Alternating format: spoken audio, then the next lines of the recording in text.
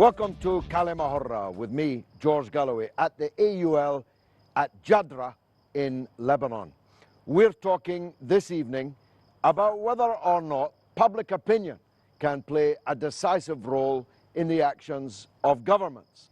Of course, some governments are more vulnerable to public opinion than others. Some systems are more amenable to public opinion than others. But there's never been a better time to demonstrate my case that public opinion can and must shape the actions of governments than now. Some of you will know that the British Parliament, for the first time since 1782, recently defeated the British government's attempt to join the Anglo-American war that never was against Syria. And the reason for that was public opinion. Although the debate in Parliament was crucial and the majority was just 13, meaning that we who were opposed to that war had to turn around just 7 individual members of Parliament's voting intentions, and we did. We won the argument, we won the debate. We were only ever within striking distance of winning the vote because British public opinion was being demonstrated by all means possible, by every channel possible. And my goodness, what a difference it made. If it were not for that vote in Parliament, Obama and Cameron and Hollande in France would already be at war in Syria and maybe far beyond Syria's borders. Maybe we would have been on the verge of something like World War III. So it can hardly be of greater importance than that. The British public voted with letters to members of Parliament, emails. When I joined the British Parliament 26 years ago, you received maybe 40 or 50 paper letters per day in the post. Nowadays, members of Parliament can receive thousands of emails in a single day, thousands. And when you get thousands of emails, I promise you, if you have to stand for re-election again, you sit up and pay attention. In the United States, it was even more striking.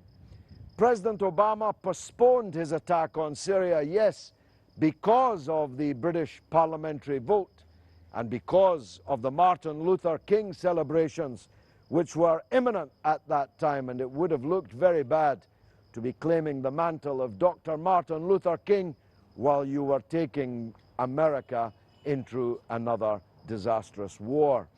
But the real reason Obama had to go to the Congress, and the real reason the Congress wasn't able to vote, was the public were already voting with their feet, with their fingers, on the keyboard of their computers, and with their lips in shopping malls and in the streets of congressional districts. Some congressmen and senators were reporting that opinion was running 200, 300, 400 to 1 against American involvement in a new war in the Arab Middle East. And this is a salutary lesson to all politicians in democracies. Now, we are here in Jadra, quite close to the Ain al-Helwe refugee camp, one that I know very well and have done for more than 30 years. There are thousands, many thousands of Palestinian refugees asking the question, well, what about Palestine? Can public opinion change the government's attitude to Palestine? We'll be discussing that in the course of the next hour and a half or so. Of course, not every country has a government which has to listen to its public opinion. Some governments have to be more sensitive than others. And I don't mean to intrude on private grief when I say there are many Arab countries for whom the public doesn't mean very much at all. But the day is coming when they will have to listen. Even they will have to listen to their public opinion. As well as teachers and staff of the AUL, experts in themselves here in the studio audience, I'm glad to welcome two international guests of importance to this debate. One of them is Yunus Sonar, who's a member of the International Relations Bureau of the Workers' Party in Turkey. The Turkish government is one that definitely has to listen to public opinion, and public opinion may very well be decisive in the whole future of Mr. Erdogan's government in that country. And the second of our guests is Naima Amamo, member of the Political Bureau of the National Resistance Movement, Nidal, in Tunisia. Naima, let me ask you first, if I may. Tunisia was the birthplace of this wave of revolutionary fervor in Tunisia. The regime was swept away with some losses, martyrs, who we will always remember and honor. But relatively speaking, compared to other places, the transition to democracy in Tunisia was less bloody, let's put it that way, than it has been elsewhere. Since then, the government of the party of the man I used to drive around as his chauffeur in London, Sheikh Rashid Ghanouchi, his party has run into serious trouble with public opinion. Give us your views, please, on the importance of public opinion as politics unfolds in Tunisia.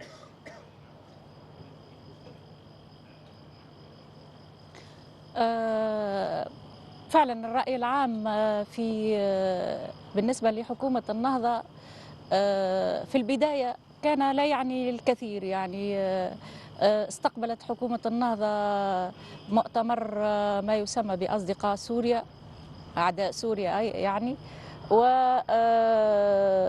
لكن الجماهير خرجت في مسيرات ضد هذا المؤتمر وانطلقت نحو الفندق الذي يقع فيه المؤتمر واقتحمته، مما جعل حكومة النهضة وخاصة بالنسبة لرئيس الجمهورية يتراجع حتى في تغيير خطابه. يعني خطابه غيره، كان سيدعو إلى التدخل الأجنبي والعربي العسكري في سوريا، لكنه عند قام بمداخلته غير ودعا إلى عدم التدخل.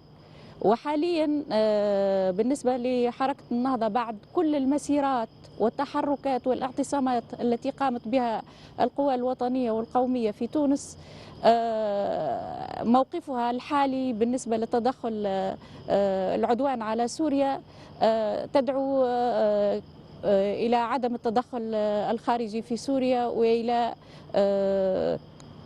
رفض العدوان. لكن هذا كله لم يأتي إلا بالضغط من الخارج، من صلب الجماهير. يعني الجماهير كانت تخرج إلى الشارع وتدعو إلى اعتبار أنه ما يحدث في سوريا هو عدوان من الإرهابيين ومن المسلحين. النقطة الثانية أنه بالنسبة لتونس حكومة النهضة غضت الطرف عن إرسال المئات من الشباب التونسي لما يسمى بالجهاد في سوريا، وحتى بالنسبة للنساء إرسال النساء والبنات إلى سوريا. فحاليا بسبب الضغط الجماهيري وبسبب أيضا نشر وسائل الإعلام لشهادات لأولياء آباء وأمهات الشباب الذين أرسلوا إلى سوريا، وبسبب وسائل الإعلام أيضا جعلت الرأي العام في تونس يغير موقفه من الوضع في سوريا ويفهم ما يحدث في سوريا. يعني كان الجماهير في تونس كانت تعتقد أن ما يحدث في سوريا هو ثورة، لكن عندما رأوا شباب من تونس يذهبوا إلى هنالك لما يسمى بالجهاد في سوريا تفطنوا إلى ما يحدث وفهموا وأصبحوا يخرجون إلى المسيرات وإلى الاعتصامات والوقفات الاحتجاجية أكثر من السابق. وبالتالي هذا أيضا جعل حكومة النهضة حاليا تقوم ببعض الإجراءات كي تجعل الناس يعتقدون أنها لا تشجع إرسال الشباب. فمثلا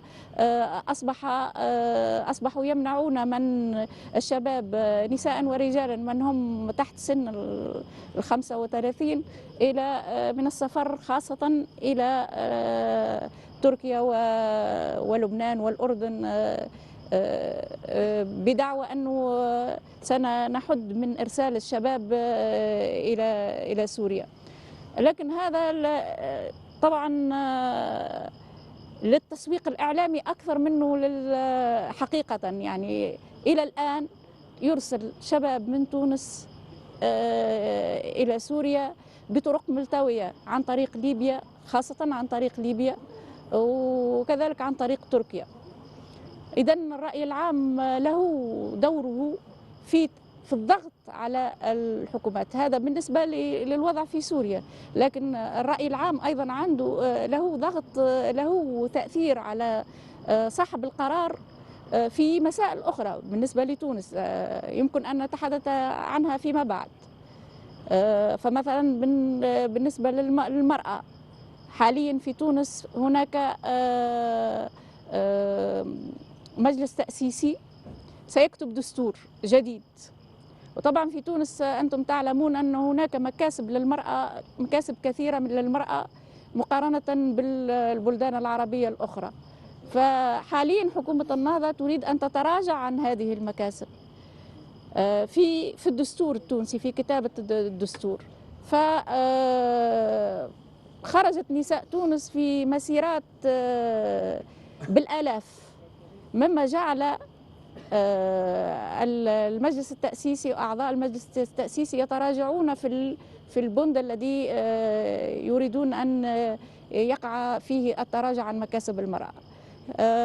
وفي العديد من المسائل الأخرى هناك حاليا ضغط له تأثيره، ربما ليس بالمستوى الذي يتم في أوروبا بنفس الشكل، لكن هناك ضغط وهناك تأثير للرأي العام على سلطة القرار، سواء في المجلس التأسيسي أو بالنسبة لرئاسة الجمهورية أيضا.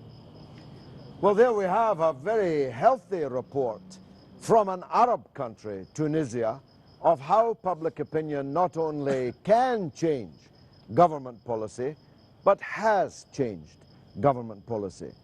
The government of Ennahda, which began hosting the so-called Friends of Syria, has been forced by public opinion to take a stand against further foreign intervention in Syria's internal conflict.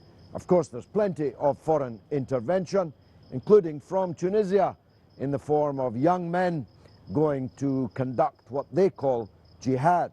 But nonetheless, a case study in what can be achieved by democratic revolution in Tunisia.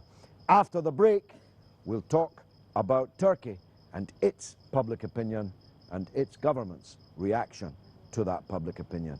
Don't go away.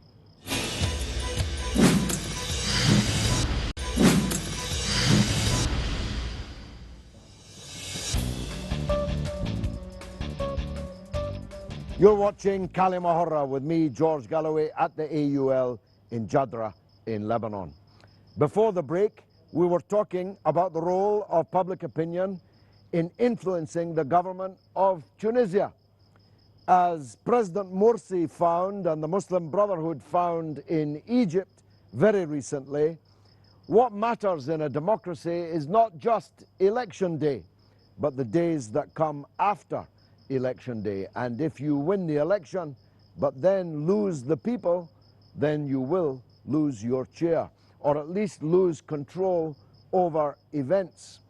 We are joined this evening by Yunus Sonar from the International Bureau of the Turkish Workers' Party, from a country where, of course, the Prime Minister, Erdogan, is playing a leading role in intervention in Syria, and indeed had visions of himself, in my own humble opinion, of being a new caliph in the Arab and Muslim world.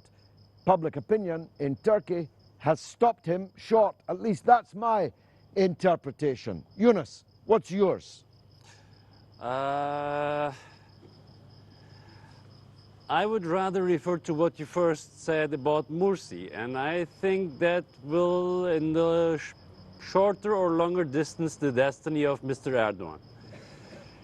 Public opinion did not stop him.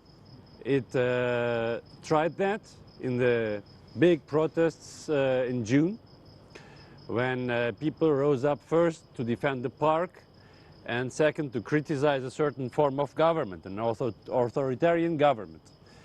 The reaction of the Prime Minister was surprising. Authoritarian. Huh? It was authoritarian. It was authoritarian, and it was also a reaction of defense, where you would not have seen an attack. He spoke of defending the power, the government, until the last day. Meanwhile, thousands of people were demonstrating in favor of a park. So he chose the way to confront the demonstration, to verbally attack them first, and later on physically by fierce police violence. What was the reaction of the people? What was the reaction of the public opinion? People that were until then criticizing Erdogan in demand of a change of a governing style, people who were until then demanding just a change of how to present himself to the public, how to speak to the public, that he shall consider himself as the prime minister of the whole nation. Those people smelled a lot of tear gas. Public opinion in Turkey smells tear gas. And they changed their mind from criticizing the prime minister to the position that with this prime minister there's no future. So, as you said about Mursi, that goes for Mr. Erdogan, that when the government reacts in such a way to the public opinion silently decides that this is not the prime minister they want anymore. And the same goes for the attack on Syria. The vast majority of the Turkish population sees no sense, is not convinced by the explanations given by the Turkish government why to attack Syria. All this chemical attack stuff is not really convincing, not at all, after the Iraq lies that we all know. And additionally, people notice that it seems to be a personal rivalry between Erdogan and Assad, at least for the part of the Turkish prime minister, who before had said openly to the public, or Assad resigns or I will go. So, for a population who wants to live in peace within itself and with the neighbors, it's not convincing to enter a war because of the personal motivations of a prime minister. So, the vast majority of the population was against. But Turkey, the Turkish government, insisted on attacking Syria and asked for it by in front of the US and the leading Western powers, and was rejected. Until now, it was rejected. So this is the second language that the public opinion took, that although there were demonstrations again, and people were even killed in these demonstrations, people were killed in demonstrations against the war, the government did not change its position at all. Instead, you heard the news about the helicopter yesterday shot down. There's a tone by Turkish governing politicians. They seem almost to be proud of that shooting down of a helicopter, as if it was a victory. And that leads, I think, the majority of the population to the conclusion that although you demonstrate on a very legitimate basis, and although you demonstrate for a very justified cause, which is peace with your neighbors. And although you live in a circumstance which is very dangerous for the country itself, because we have terrorists inside Turkey. Terrorists were caught with chemical weapons in Adana. The government still does not change its opinion. So, what's your conclusion? Then it's the conclusion that this government does not listen to the people. And it's very interesting how Mr. Erdogan reacted to the fall of Mursi. He organized several demonstrations, a big campaign in Turkey in favor of Mursi and the Brotherhood movement in Egypt. And he drew comparisons, and he said openly and publicly that his end will not be like Mursi's. So this also shows some kind of panic would be exaggerated, but some kind of real precaution and preoccupation by the side of the Turkish government that they feel not having the public opinion on their side on important matters, and they feel fear. Fear. That's what a government should feel when its public disapproves of what it's doing. Of course, there are many governments in many parts of the world who feel that they have as yet no reason to fear, though, as President Morsi found, you could be wrong about that. Let's turn to the studio audience, teachers and students from the AUL at Jadra. What do you think of what you have heard so far? You can ask me, or you can ask our honorable guests from Tunisia and Turkey. Yes, sir. دكتور عفيف عرابي رئيس قسم الإعلام بAUL. بالنسبة للرأي العام الموجود في العالم العربي، أنا أعتقد أنه يختلف عن اللي موجود في العالم الغربي، لأنه في العالم الغربي لا أتصور أنه public opinion can bring governments down. يعني الحكومات في العالم العربي تتأثر بالرأي العام بشكل أكبر، خاصة أنه مؤخرا انفتح المجال للثورات الشعبية. يعني صار في ميكس خليط ما بين الثورة الشعبية والرأي العام. طيب، بس السؤال اللي أنا بحب يعني أسأله، كيف هالرأي العام عم يتكون؟ يعني من أين يأتي هذا الرأي العام؟ هل الميديا الإعلام الموجود في الدول العربية بيلعب دور كبير في تأجيج الرأي العام لهدف معين، قد يكون في تخطيط سياسي له يعني في هيئات معينة؟ شكرا. Well, I can certainly tell you this, that the mass media in both the United States and Britain was 100% overwhelmingly in favor of an attack on Syria, but the public opinion was overwhelmingly against. This tells me that the media is not what it was. It doesn't have the power that it used to have. First, there are many new television channels like this one that are capturing audience from the mainstream broadcasters of just a few short years ago, in some cases only 2 to 3 years ago. People through the internet, through Facebook and Twitter and YouTube and so on, are reaching their own conclusions, irrespective of what the mass media moguls would like. Let's quickly hear from one of the Palestinians from Ain al-Helwe, and then I'll bring you back after the break again. Go on.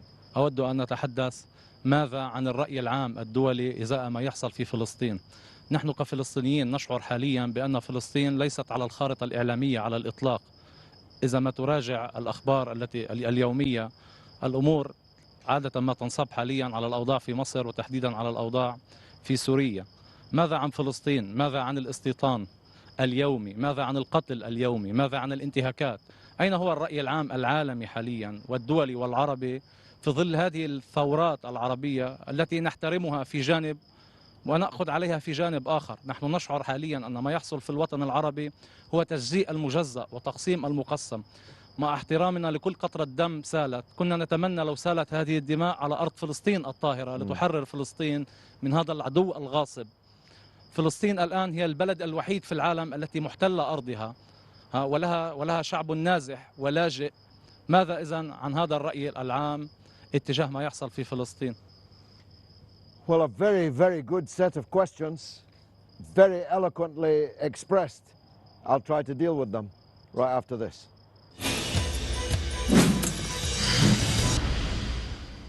George Galloway in Al Mayadeen television here in Jadra at the AUL. We're discussing the role of public opinion in changing the actions of governments all over the world.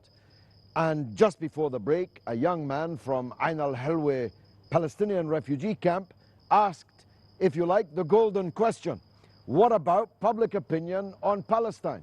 Can that change the actions of government? And I have to address the very powerful points that the young man made. First of all, public opinion has already changed a very great deal on the subject of Palestine in Western countries. When I visited your camp 33 years ago, you could have fitted all of the supporters of the PLO in Britain into a bus. Now we are millions and millions. In fact, the great majority of the British people know that the injustice suffered by the Palestinian people is a central issue in world events. But we have not succeeded in changing the attitude of our governments so far towards the situation in Palestine. You addressed the issue that for so many of these people who are performing jihad, as they call it, they are ready to put their own blood, billions of dollars of Arab money, unlimited weapons into a jihad against an Arab government, but they are not ready to do the same against the Zionist state occupying Palestine. And to a very large extent, and we'll ask Naima in a minute what it's like in Tunisia, Palestine has been forgotten in the discourse in these Arab countries in this period of time. And we have to question those making revolution in Arab countries but forgetting about Palestine. But we also have to question the Palestinians themselves. And we have a situation where an important section of the Palestinian resistance forgot Palestine for the last 30 months in their determination to be a part of bringing down the regime of Bashar al-Assad in Syria. Secondly, one other part of the Palestinian political milieu is negotiating with the Zionist occupier in Washington in a totally unequal set of circumstances.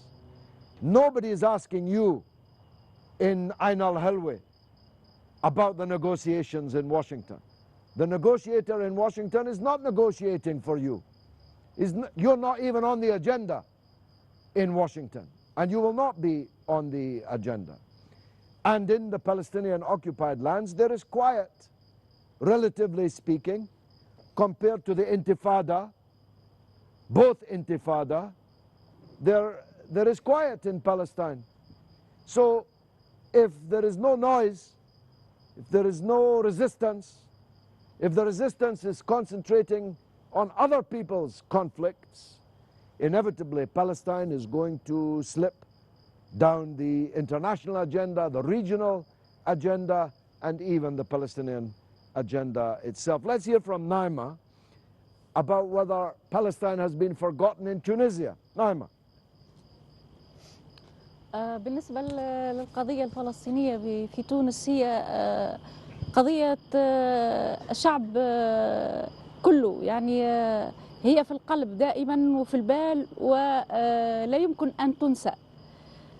صحيح أنه ما يحدث ما يسمى بالربيع العربي وما يسمى بالثورات العربية حرف الرأي العام عن قضية فلسطين، لكنها لم تنسى تماما، والدليل أنه هناك دائما تحركات، مثلا ذكرى يوم الأرض في المحطات النضالية الفلسطينية تحيا في تونس عبر تظاهرات وعبر العديد من الفعاليات الجماهيرية.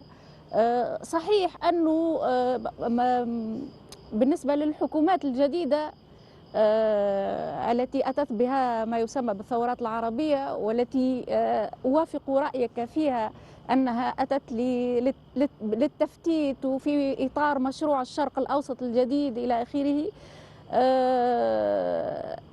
بالنسبة لنا في تونس مثلا قمنا بمساعي كبيرة لدى المجلس التأسيسي وبمحطات نضالية، يعني مسيرات، وقفات احتجاجية أمام المجلس التأسيسي لإدخال بند في الدستور التونسي يجرم التطبيع مع الكيان الصهيوني، لكن الحكومة رفضت إدخال هذا البند بدعوى أن إدخال هذا البند تجريم التطبيع مع الكيان الصهيوني واعتبار كل من يطبع يحاكم يعني في المحاكم التونسية من يقوم بالتطبيع مع الكيان الصهيوني. اعتبرت أن هذا البند سيبعد المستثمرين عن تونس ولن يجلب لنا إلا المشاكل، في حين أن حركة النهضة التي تحكم الآن كانت في حملتها الانتخابية قبل الوصول إلى السلطة من الشعارات التي رفعتها هي تجريب التطبيع. عندما وصلت للسلطة غيرت رأيها تماما وأصبحت لا ترفض إدراج هذا البند في الدستور التونسي. Well, there we have an example of a failure of public opinion. And my brother, Sheikh Rashid, ran into difficulty when he went to Washington. And he met some of the lobbyists for Israeli interests there. I have no doubt about his own personal fidelity to the Palestinian cause, but it shows the kind of limitations that exist in power when governments reach office. Let's hear from some of the other members of the audience. Yes, sir, in the second row. Yes. محمد حليح المهندس. Welcome, Mohammed. شكرا. اللي حاب احكي فيه انه انا عندي فكره، ما بقتنع بوجود شيء اسمه رأي عام او تأثيره، وهاي الفكره بدعمها بالتاريخ اللي اثبت انه ما قدر يأثر على الحكومات لما انضربت العراق مثلا. كمان انه بحس انه الاعلام له دور بالتضليل اكثر ما هو الارشاد. فهل تدعمني انت بهاي الفكره؟ يعني مثلا عندك الرأي العام كان ضد القس الامريكي اللي حاول يحرق القرآن، وحتى كانت بنت حفيدته ضده، ومع هيك حرقوا بالاخر وطلعت مظاهرات عالميه وما قدرت تمنعه، بدهم يمنعوا حكومات.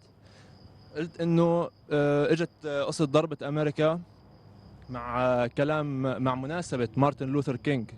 طب ما كمان كان في ضربه 11 سبتمبر، كان ممكن يستغلها ويضرب ويقول انا باسم هالضربه بدي اعمل ضربه مباشره ضد الارهاب. و كمان بالنسبه لقصه الرأي العام، انت قلت انه كنت درايفر عند الغنوشي صح؟ يس. طب ما في رئيس حكومه مش عارف باي بلد، مش متذكر بالضبط، هذا الكلام عن جديد، طلع 31 واحد من الشعب معاه بالسياره على انه هو درايفر، ما قال انه هو رئيس الحكومه بالدنمارك. ايه، واقنعه انه قاعد يسالهم عن رايهم كرمال يربح الانتخابات، وبالنهايه بعد ما ربح الانتخابات اكتشفوا انه هدول اللي طلعهم كان مستاجرهم. طب ما هو الراي العام قدر يستاجر 31 واحد منه، ويمكن كان يستاجر اكثر اذا بده. فليش بدنا نضلنا نقنع حالنا انه في شيء اسمه راي عام؟ Nobody rented me, nobody can rent me. We did not stop the war on Iraq. That's for sure. You don't have to tell me that. I could show you my scars. I have scars from our failure to stop the war on Iraq. But we did stop the war on Syria. Public opinion stopped Obama and Cameron and Holland from launching an attack on Syria. This is clear. They were ready to do it on that very Sunday بس كمان عندهم when the British Parliament stopped them dead. And the British Parliament stopped them dead because British public opinion was being felt by the parliamentarians. Go on. يمكن هن ما بدهم يضربوا من الاساس، هاي لعبه سياسيه بالنهايه بيعتبروها مثل الشطرنج. انت الكلام السياسي لحاله بيؤدي لافعال، بيؤدي لردات فعل. احنا عندنا هون مثلا بلبنان قعدت بشهر العالم بطلت تاكل وبطلت تحكي غير بقصه الضرب على سوريا. كان لها ردتها، كان لها الموجه، كان لها تاثيرها. يمكن هذا اللي كان مطلوب. No, you're completely wrong. Let me assure you, David Cameron wanted to strike Syria. I was there 5 meters from his face. I was talking in the debate to his face. I'm here to tell you he wanted to attack Syria, all right. Who else would like to come in? Yes, gentleman at the front in the red shirt. هل ممكن أن يكون في رأي عام لبناني بظل التعددية الطائفية الموجودة بهيك بلد؟ إنه في عنا تعددية طائفية كتير، عندك 13 طائفة كبيرة غير الطوائف الصغيرة، فهل ممكن يكون في رأي عام لبناني بظل هاي التعددية الطائفية؟ وكيف ممكن إنه الغرب أو العالم الآخر اللي هن مثلا أوروبا أو إنه أمريكا من أي جهة ممكن تقرأه؟ هل تقرأه من جهة 14 أو من جهة 8؟ وهل ممكن أن تتشكل حكومة لبنانية تتبع الرأي العام اللبناني أو تكون حكومة توافقية؟ وهل ممكن لبنان يستمر بهالطريقة هاي أو إنه رايح نحو الضياع مثل كتير بلدان ضاعت؟ شكرا. Well, of course, Lebanon can have a united public opinion. It has had at various times in history a united public opinion. In the war in 2006, the Israeli attack on Lebanon and the victory of the resistance against the Israeli armed forces was supported by the great majority of Lebanese people. There were some who wished that the resistance had been defeated, and some of them were important people. But the vast majority of the Lebanese were proud of the fact that Lebanese people organized in a resistance movement had defeated Israel on the battlefield for the first and so far only time in the history of the Arab-Israeli conflict. So on key issues, not only can Lebanon find a united public opinion, it must do. And if Lebanon is to have the kind of future that we all wish for, it will have to rise above sectarian difference. Of course, sects will continue to exist. Different religions exist. Vive la différence. It's very important for Lebanon to be this mosaic of different religions and sects, but it also has to have a national and an Arab character if it is to fulfill its potential. I haven't heard from a woman speaker yet. Is there a woman speaker who would like to, because Naima's feeling lonely here.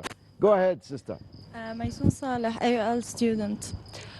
السؤال اللي بدي أسأله إنه قديش بيقدر الإعلام إلى حد ما إنه يغير مفهوم العدو، لأنه من زمان كنا نسمع عن العدو إسرائيل، كان موجه نحو إسرائيل بس، بينما هلأ صرنا نفوت على المذاهب، صار سني شيعي مسيحي، وحتى بين العرب الدول العربية بين بعضها. فلقديش إنه الإعلام قدر يلعب دور بتحوير مفهوم العدو؟ هيدا هو سؤالي.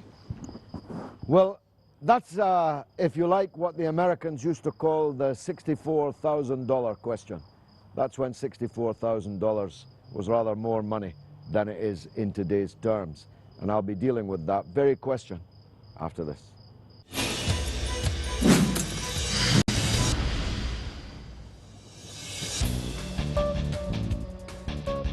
You're watching Kalima Horra with me, George Galloway, at the AUL in Jadra in Lebanon, talking about public opinion and the role that it plays in international political and public affairs. Before the break, the young woman asked me about the role of the media in shaping public opinion. I earlier said that the British and American public opinion could not have been more ravenous for British and American involvement in a war just up the road from here in Syria.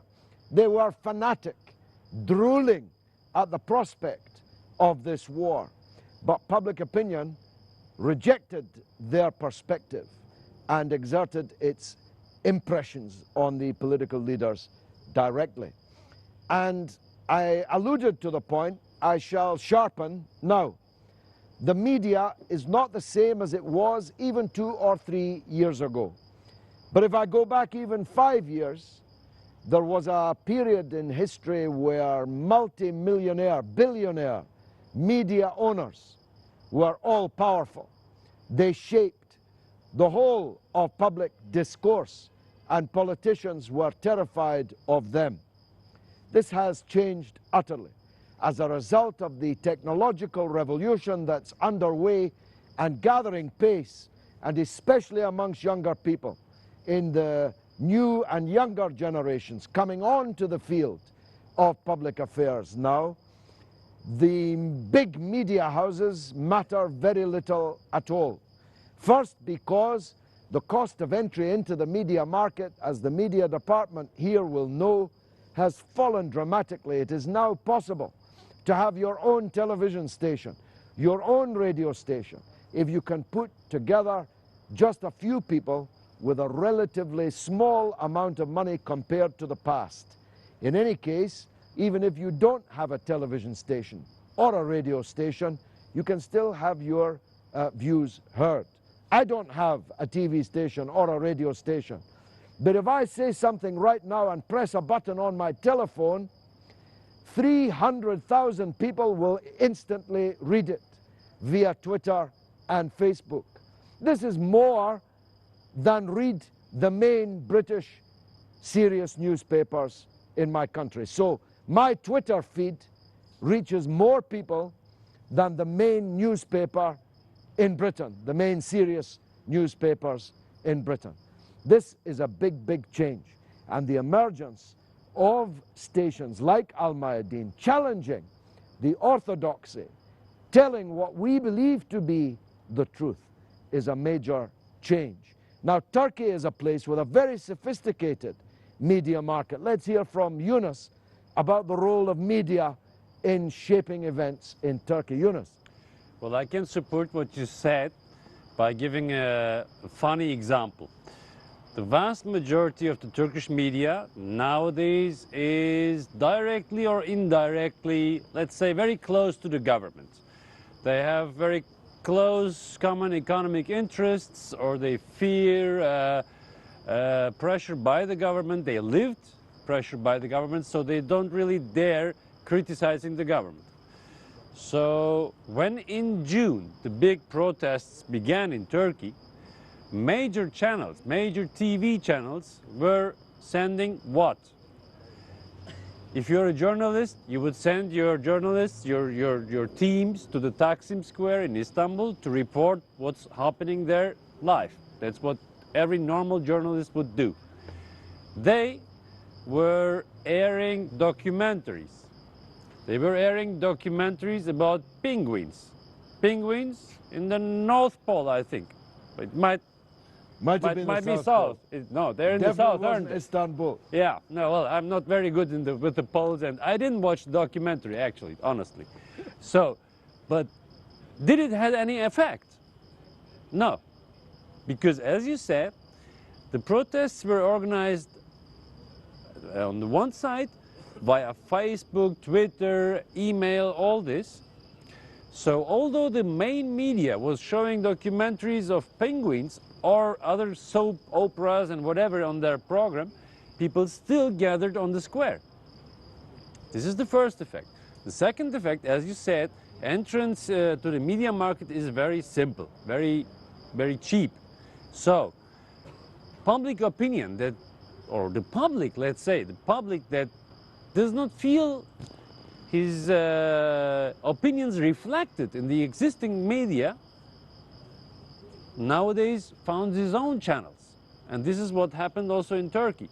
Now we have in Turkey several oppositional TV channels who are fighting against huge penalties given to them also because of reporting from the protests, but they were founded by the opposition. So there comes a time when you don't see yourself reflecting in the existing media. You found your own TV, or you found your own newspaper, yeah, or you do it via Twitter. So control of the media is not like it was before. And never will be again, Yunus, because within the next 5 years, almost all television will be on the internet. You won't even need a satellite in order for your programs to be heard and understood. Let's take, yes, the gentleman at the back with glasses. Yes, sir. سامي من تونس عن حزب حركة النضال الوطني. أود أن ألاحظ عن المقدمة. لا شك أن للإعلام، لوسائل التواصل الاجتماعي، للبرلمانات، للمحافل السياسية دور هام في وقف العدوان على سوريا، لكني أرى أن صمود الجيش العربي السوري وتشابك سواعد وعقول وبندقية المناضلين في الجيش العربي السوري وشباب حزب الله وشباب الجبهة الشعبية القيادة العامة أساسا، وخاصة في مخيم اليرموك وغيرها، كان له الدور الفعلي والأساسي والرئيسي في وقف هذا العدوان. ثم أرى كل التحركات الأخرى يمكن أن تؤدي أو تقدم العون لهذا الشيء. وفيما يخص يعني التحركات أو الحراك الجماهيري في كل الدول، فإني أرى أنه لابد لأي حراك أن ينجح أن تكون له نواة صلبة صادقة لها رؤية واضحة ما هدفها. في تونس مثلا كان لشباب حزب حركة النضال الوطني الدور الأساسي في تصويب البوصلة. كان يقال لابد من إسقاط الأنظمة الديكتاتورية. صحيح كان هنالك ديكتاتورية، لكن شبابنا كان يقول لابد من توجيه، لابد من الرؤية الواضحة، وأن العدو الصهيوني هو العدو الأساسي. كان يقال لابد من الجهاد، وأن يذهب شبابنا لتحرير ليبيا وتحرير سوريا من النظام الدكتاتوري. كنا نقول في حزب حركة النضال الوطني وفي الشباب المناضل الحقيقي والشريف في تونس إن النضال لا يكون إلا على أرض فلسطين، ولا بد أن تبقى فلسطين هي البوصلة الحقيقة. إذن لكل حراك جماهيري لا بد له من نواة حقيقية. وإني أيضا أريد أن Thank you. Of course, the points you make about all the elements in the Syrian conflict I entirely agree with, and we have dealt with those on many occasions on this show. But tonight we're talking about the additional role that public opinion played in halting what I can assure you was an attempt to have a major international escalation in the intervention in Syria. Who else would like to contribute? Yes, gentleman at the back. Yes. أحمد المعوش. بس بدي أسأل شغلة، لماذا لم يتم تحريك الرأي العام لما كان بعض الدول عم تسلح النظام الأسد؟ لماذا تم تحريك الرأي العام بس ما صار في ضرب نووي؟ هي شفقة أو تمثيلية أو شيء إنه للعرب عم بيقدموا لنا إياه بهالضربة اللي حكوا عنها؟ Well, of course, the Western countries are not arming the Assad regime. The Western countries are arming the opposition to the Assad regime, which Jane's Defense Weekly this day has enumerated. This is the most respected defense publication in the world, one which is listened to by British and American governments and by specialists throughout the world. Jane's Defense Weekly calibrates today, this day, that Al-Qaeda equals 50%, 50% of the armed opposition to the Assad dictatorship. Not 10 or 15 as the United States government has sought to portray, although that would be worrying enough. If there's 100,000 people fighting against the regime in Syria and 15,000 of them are Al-Qaeda, that would be worrying enough. But it's 50,000. It's 50%. And that's what is frightening the public opinion in the West. Because when the public opinion sees people's heads being cut off, when they see people's hearts being eaten, when they see Christian churches being burned, when they see the head of the chief Sunni religious figure in Aleppo stuck on a spike on the top of his mosque, frankly, they don't want anything to do with such people. And I'm very proud that they don't. Who else would like to contribute? Yes, in the middle row, sir. علاء سعد AOL students. أنا بحب بس أسأل أو أقول شغلة. أنت قلت إنه أمريكا والدول الأجنبية أجلوا ضربة سوريا لأسباب معينة. طب نحن ليش ما بنقول إنه هن أجلوها خوفا على إسرائيل، خوفا من إيران وروسيا من ضرب إسرائيل، وخوفا من حزب الله من ضرب إسرائيل. إسرائيل هلأ منا قادرة تفتح جبهة على سوريا وعلى لبنان بنفس الوقت، حتى منا قادرة تفتح على سوريا جبهة. كيف نحن عم نقول إنه أمريكا والدول الأجنبية أجلوا الضربة على سوريا بسبب الرأي العام؟ طب ما نحن فينا نقول إنه هي أجلوا الضربة على سوريا بسبب إنه هن خايفين على إسرائيل وخايفين على وجودها بالمنطقة. But the public opinion fears that. That's why the public opinion is as it is. The public opinion believes that there's no such thing as a limited strike against Syria. That any strike against Syria will be answered by the Lebanese resistance, by Iran, by Russia, by the majority of people in Syria itself, by people all over the world. That's one of the reasons for the public opinion, this fear of escalation and uncontrollability. Nobody believes anymore. I was myself one of the leading actors against aggression on Iraq. And I'm against aggression on Syria for exactly the same reasons I was against aggression on Iraq. And against aggression by the same people in both cases. They had Desert Fox in 1998, which they said was a limited strike, but which paved the way for the invasion and occupation of Iraq and all the disasters which flowed from it. And people in Western countries know that that's exactly what would happen in the case of any so-called limited strike against Syria. So we're not saying it was public opinion in a vacuum. Public opinion is as it is because of all these reasons that you have enumerated. Because of the experience of Iraq. Because public opinion no longer believes their governments. They believe their governments are liars. Because public opinion knows that it's easy to start a war, it's very difficult indeed to get out of one. And they know, and I'm not second to you on this question, they know the strength of the Lebanese resistance, and they know that the attack on Syria would have been answered here, answered there, answered everywhere. We'll continue this discussion on the role of public opinion in public affairs in all kinds of countries after this.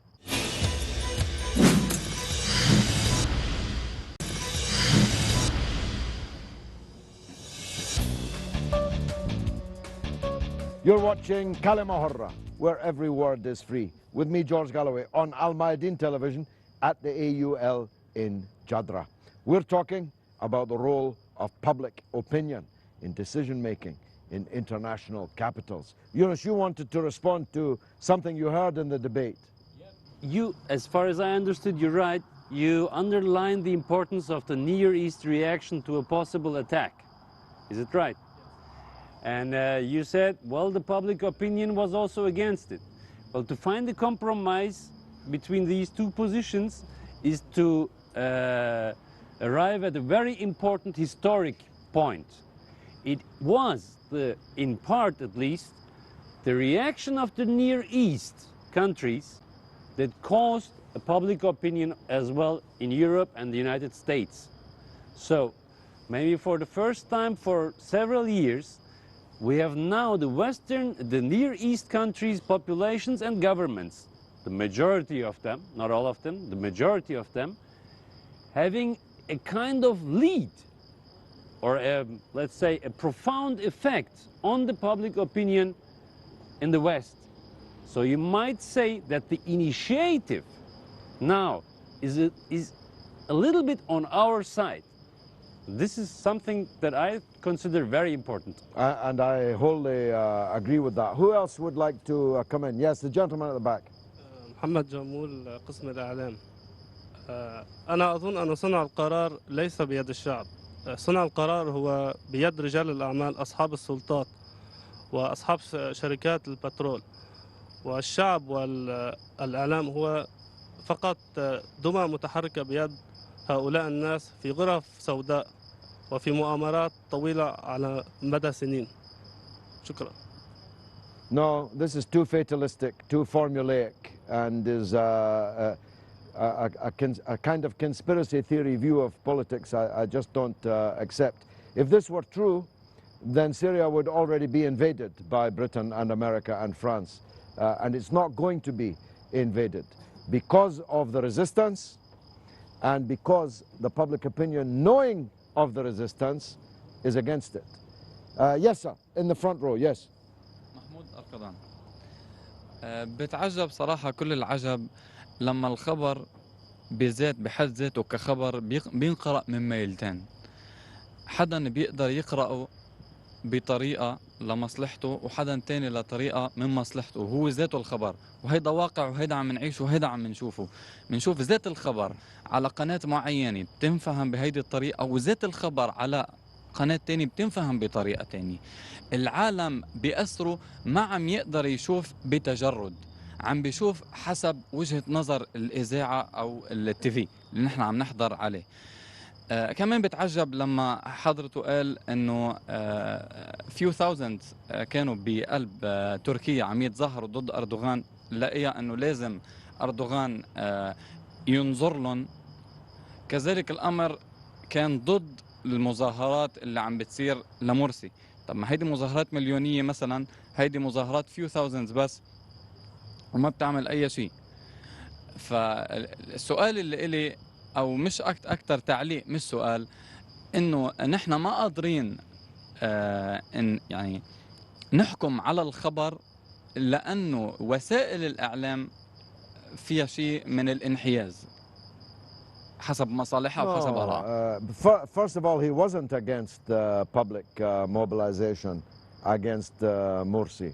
Actually, he made the same point that I made, that Morsi learned that public opinion has to be carried with you every day, not just on election day. You can't win an election and forget the people the next day, because if you do, you will pay a very high price. And Yunus was making that very point. But it's true. If you watch a certain Arabic channel and you watch Al Mayadeen, it can seem like a parallel universe. The question is, which is telling the truth and which is telling the falsehood? And I'm not in any doubt that people are capable of reaching the right conclusion on that. Yes, the gentleman in the glasses. Faris Hamoud, AUL student. My question is, as we have seen in the past couple of years, the public opinion has been only turning into a war, into a massacre. Especially in Syria, it's turned into a battlefield for all countries, either it's resistance or the US government or whatever. Do you think this will kill the public opinion in the future or will make it rise? No, nothing can kill the public opinion. The fact is, the media is going to become ever more free and uncontrollable. And this has good and bad sides to it, of course. But people of your age and the age of my own children, They're not watching the mainstream broadcasters. They don't read newspapers. Fewer and fewer people buy newspapers in the West, and fewer believe what they read in those newspapers in the West. This genie is out of the bottle, and no one can put it back in. Yes, gentleman in the middle. عن أي رأي عام تتكلم؟ وأن أليس الروس هن من أوقفوا الحرب على سوريا؟ وعن قناة الميادين ألم تأخذ دعم من حزب الله وإيران؟ No, Al-Mayadeen is not getting support from Hezbollah and Iran. This is just a lie. I don't know why you thought to say it. It's just a lie. And it's the kind of lie that is propagated by people who are themselves in the pay of the worst regimes in the world. Who is paying for this so-called jihad in Syria? The worst regimes in the entire earth are paying for this so-called jihad. So don't talk to me about who's funding Al-Mayadeen. Yes, the gentleman at the back. شادي مرشود خريج الجامعة العربية. بس علي تعليق للشاب اللي سأل قبل انه نحن تدخلنا بسوريا كان هي انه تدخل بهذا التدخل الفلسطيني السوري بس انه بالداخل السوري هو انه خسرنا مخيم اليرموك. احنا ما قلنا انه دخل حتى نتدخل انه بالمخيم او انه نحن خسرنا كقضيه فلسطينيه. نحن خسرنا مش ربحنا. اي فصيل تدخل نحن هاي خسرنا مخيم اليرموك. اما بالراي العام انه انا ما بشوف انه في راي عام، بشوف في تحالفات، تحالف روسي وتحالف امريكي. اما غير هيك انه راي عام انت انه تطلع على الشعب العربي او الربيع العربي او هاي انه صح انه بتكون عم بوصل صوته او عم بوصل شيء بده اياه، بس بالنهايه انه التحالفات السياسيه هي اللي عم تطغى على الموضوع وعلى الثورات. No, but maybe you don't believe me. I was there. I was one of the main speakers in the debate in the British Parliament. The British government was stopped from entering a new war against Syria by a vote in Parliament. And that vote was influenced massively by the public opinion in the country, which was running at 89% against British involvement in the war in Syria. If that's not a vindication of public opinion, I don't know what would be. Yes, the gentleman at the back. حضرتك تفضلت وقلت انه بسوريا صار في نسبة كبيرة من الذين يقطعون الرؤوس. طب ليه انت نظرت لهي النظرة ما نظرت من اللي استخدم الكيماوي ضد شعبه وموت آلاف بالأرض مرمية أطفال ونساء وشيوخ وكبار سن؟ ليه انت نظرت هاي النظرة؟ بعدين حاب أعلق على نقطة تانية. مدام نعيمة قالت انه الشباب التونسية اللي عم بيروحوا على سوريا بحجة الجهاد هن إرهابية. ليه احنا عندنا النظرة العنصرية انه قلنا إرهابية؟ ليه مش الموالين للنظام هن إرهابية؟ ليه الطرف الآخر هو إرهابي؟ Well, somebody who cuts somebody's head off, somebody who eats somebody's heart, somebody who burns a church or a monastery is a terrorist. This is just an objective fact. بس مش هدول هن اللي عملوا ثورة. الثورة هي اللي طلعت أول شيء إحنا بدنا سلمية. No, I agree with that. And if you follow this show, you will know that my stand is very clear. The Syrian people have the right to rise up against their government, like any people do. The Syrian people have the right to demand changes in their country, like any people do. But they don't have the right to demand my country bomb their country. And they don't have the right to bring people from Chechnya or Libya or different corners of the world to massacre their own people. المسموح هو إيران وحزب الله وروسيا والصين، أما ليبيا والشيشان وأفغانستان وشو ما كان مش مسموح. Hezbollah was the last, not the first, the last foreign force to enter the war in Syria. And it did so to stop the sectarian madness that your friends are carrying out. We're not going to agree about this. I'm very clear in my own views about it. You appear to be equally clear. If the Arab world is to be plural and diverse, where people of different religions and sects live together in the same area, then this kind of madness of massacring people because they keep their hands one way or the other way when they pray to the same God following the same Quran has to be defeated. That's my view. Naima. أريد أن أجيب الشاب بالنسبة لماذا سميتهم إرهابيين. أولا ما شأن التونسي بشأن داخلي في سوريا؟ لماذا يذهب من تونس أو من ليبيا أو من الجزائر أو من غيرها من الأقطار ليحارب في سوريا ويقتل ويغتصب النساء ويأكل لحم البشر؟ فماذا تسمي هذا؟ هل تسميه مناضل؟ هل تسميه ثائر؟ لا يمكن أن نسميه لا ثائر ولا مناضل، غير الصفة التي تليق بهؤلاء هي الإرهابي فقط. التدخل هؤلاء أتى من البداية. التوانسة أنا أعرف سامحني، أعرف أشخاصا شبابا من منطقتي من بداية الأحداث في سوريا ذهبوا إلى سوريا، من بداية الأحداث وليس في الأخير، منذ البداية ذهبوا، وهناك من قتل في سوريا. فما ما هو هدفه هذا الذي يذهب إلى هناك؟ كل فعل له ردة فعل، بس هذا اللي أي فعل وأي ردة فعل. شأن التونسي في تونس. نحن لا سامحني، نحن لنا العديد من الشباب استشهدوا في فلسطين وفي جنوب لبنان، ولا أعرف أنكم تعلمون عنهم هؤلاء الشباب. هناك من قام بالطائرة الشراعية في شمال فلسطين، تذكرونه أنتم شباب ربما لا تذكرونه، في سنة 87 هو تونسي. من قام بالعديد من العمليات الفدائية والاستشهادية في تونس، بليغ اللجمي، سامي بالحاج، هؤلاء شهداء من تونس استشهدوا في جنوب لبنان وفي فلسطين. لماذا لا يأتي هؤلاء ليقاوموا العدو الصهيوني؟ هؤلاء الذين يأتون إلى سوريا لماذا لا يأتون لمقاومة؟ لم نسمع واحدا منهم من القاعدة أو من السلفيين أو من الحركات الإسلامية استشهد.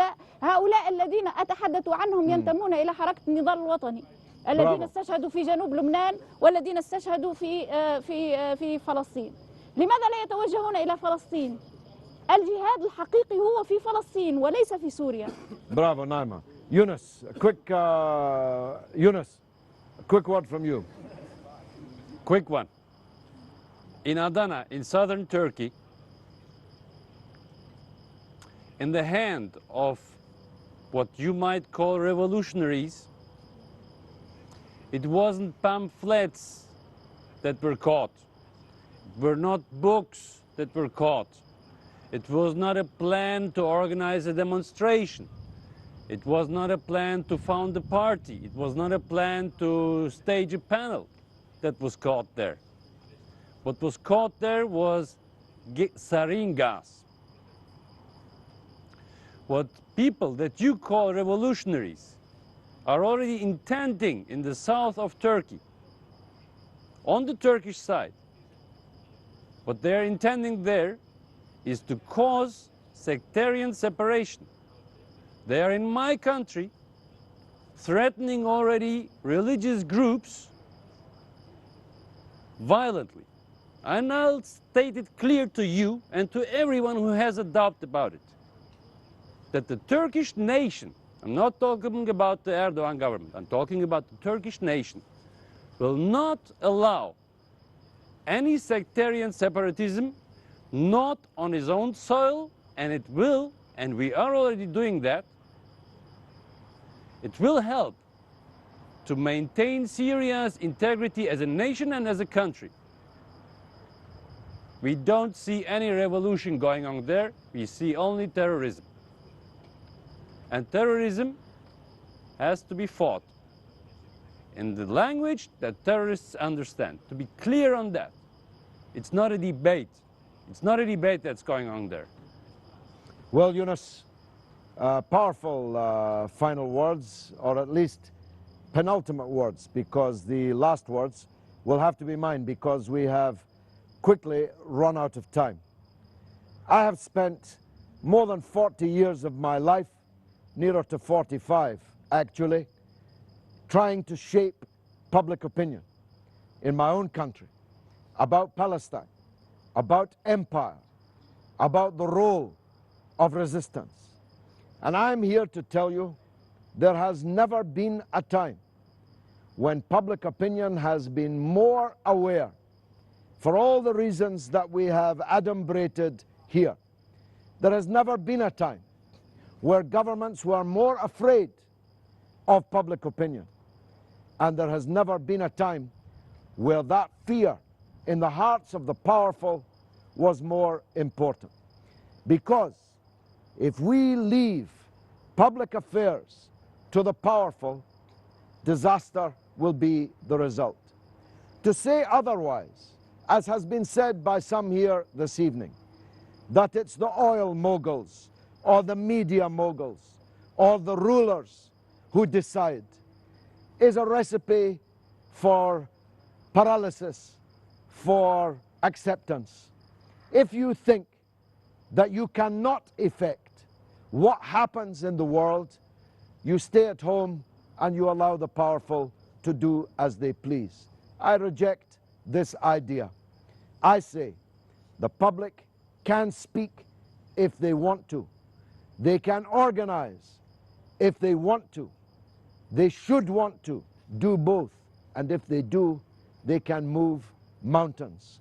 We've just proved it in the case of Syria over these last weeks. We can prove it on many other issues which remain outstanding, the most important of which lies just a few kilometers from where I am this evening. Holy Jerusalem, unfree, and nobody coming from around the Muslim world to fight a jihad there. It's been marvelous for me. I hope it was for you. This is George Galloway, Kalima Horra, Al-Mayadeen. Good night. Thank you very much.